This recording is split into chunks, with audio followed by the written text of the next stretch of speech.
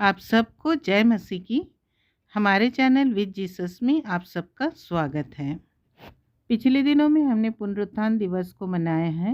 यीशु मसीह के मृत्यु में से जी उठने का विजय पर्व को हमने देखा, मनाया और उसके आनंद को एक दूसरे के साथ बांटा है।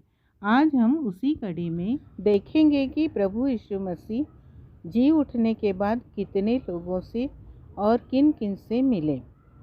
आज की कड़ी में हम यह देखने जा रहे हैं कि प्रभु यीशु मसीह उन दो शिष्यों से मिले जो एम्माउस के मार्ग से होकर जा रहे थे। वे दोनों शिष्य बहुत ही उदास थे क्योंकि उन्होंने अपने प्रिय गुरु को खोया था।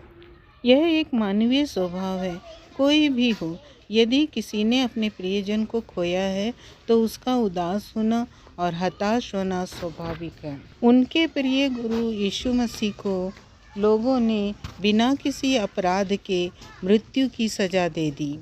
इसीलिए वे लोग उदास, निराश इन्हीं विषयों में चर्चा करते हुए लौट रहे थे। हम एक छोटा सा उदाहरण देखेंगे। एक परिवार था जिसमें 2 बच्चे और एक पिता थे। वे बच्चे लोग अपनी माता को अभी अभी खोया था। माँ को खोने के बाद वे बच्चे बहुत उदास रहने लग गए। बच्चों को उदास देखकर उनके पापा को समझ में नहीं आ रहा था कि वे कैसे उन बच्चों को समझाएं। तब पापा ने एक उपाय निकाला। वे एक संदूक लेकर आकर बच्चे लोग को दिखाने लग गए। उस संदूक में उनकी मम्मी के द्वारा बनाए गए बच्चों के लिए वस्त्र थे, जिसे देखकर बच्चे लोग बहुत खुश हुए। उनके पापा उन्हें समझाने लग गए कि यह मम्मी अभी भी आप लोग के साथ है और आपकी मम्मी आपको बहुत प्यार करती है। अपने मम्मी के द्वारा अपने लिए बनाए गए कपड़ों को देखकर बच्चों के चेहरे खिल उठे और वे खुश हुए। इस प्रकार उनके पापा बच्चों को बार बार भावनात्मक रूप से उन्हें संभालते थे, दृढ़ और मजबूत करते थे। उसी प्रकार प्रभु यीशु अपने 2 शिष्यों को उदास और हताश देखकर उनके साथ मार्ग में आकर शामिल हो गए और उनसे बातचीत करने लगे। हाँ, हमारे प्रभु जानते हैं कि मनुष्य भावनात्मक रूप से भी कमज़ोर हो सकता है। इस घटना का वर्णन लूका के 24 अध्याय के 13 से 35 तक के वचनों में दिया गया है। इस भाग में बाइबल बताती है कि यीशु आप आकर उनके साथ हो लिया। हाँ प्रियो, भावनात्मक रूप से हमें समझने वाला हमारा प्रभु यीशु मसीह जब हम निराश होते, हताश होते, अकेले होते हैं, तब प्रभु स्वयं खुद आकर हमारे साथ हो लेते हैं। प्रभु यीशु मसीह उनसे बातचीत शुरू करते हैं और पूछते हैं कि आप लोग किस विषय में चर्चा कर रहे हैं। यह सुनकर वे दोनों शिष्य और भी उदास हो जाते हैं। उन्हें लगता है कि इतनी बड़ी घटना हो गई और इस व्यक्ति को अभी तक कुछ पता नहीं है। वे उनसे पूछते हैं, क्या यहाँ पे जो इतनी बड़ी घटना हुई है तुझे पता नहीं? क्या तुम यहाँ पर परदेसी हो? और वे दोनों शिष्य यीशु मसीह को बताने लगे, हम यीशु नासरी के विषय में बात कर रहे हैं, जिससे हमें आशा थी कि वह इज़राइल को छुड़ाएगा। परंतु प्रधान याजकों और हमारे सरदारों ने उसे पकड़वा दिया कि उस पर क्रूस की आज्ञा दी जाए और उसे क्रूस पर चढ़वाया।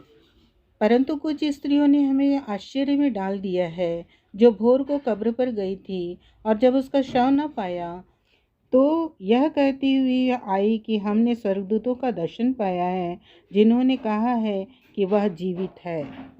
तब हमारे साथियों में से कई एक कब्र पर गए और जैसा स्त्रियों ने कहा था वैसा ही पाया, परंतु उनको ना देखा।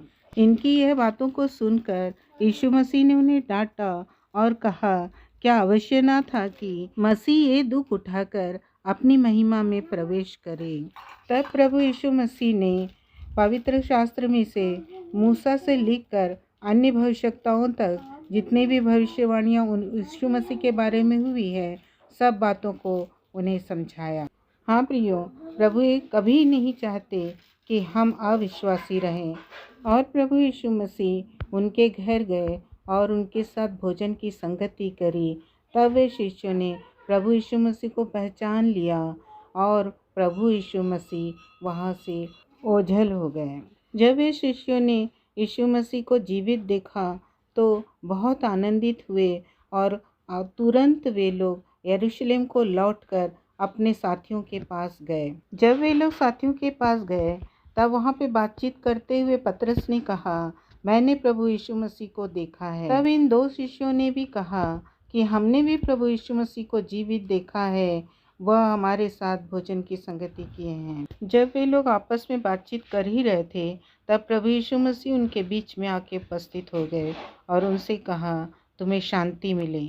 परंतु शिष्य घबरा गए और डर गए। तब प्रभु यीशु मसीह ने उनसे फिर से कहा, क्यों घबराते हो? तुम्हारे मन में क्यों संदेह उठते हैं? मेरे हाथ और मेरे पाँव को देखो कि मैं वही हूँ।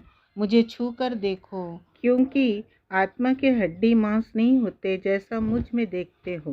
पूरे प्रमाण के साथ प्रभु यीशु मसीह ने उन्हें यकीन दिलाया, क्योंकि प्रभु कभी नहीं चाहते मनुष्य अविश्वास में रहे। हमारे प्रभु हमारी भावनात्मक, शारीरिक, भौतिक, आत्मिक एवं सांसारिक आवश्यकताओं को जानने वाले और पूरा करने वाले हैं। प्रभु को हम इस बात के लिए धन्यवाद देते हैं कि जब हम भावनात्मक रूप से निराश होते हैं, हताश होते हैं, वो हमारे संग होते हैं। जिस प्रकार प्रभु उन 2 शिष्यों के साथ मार्ग में शामिल होकर उनके कठिन परिस्थिति में उनके साथ हो लिए, उसी प्रकार हमारा प्रभु इस जीवन में हमारे साथ हर कठिन परिस्थिति में स्वयं आकर हमारे साथ शामिल हो जाते हैं और हमें कठिन परिस्थितियों से बाहर निकालते हैं। प्रभु के बड़े नाम की स्तुति हो।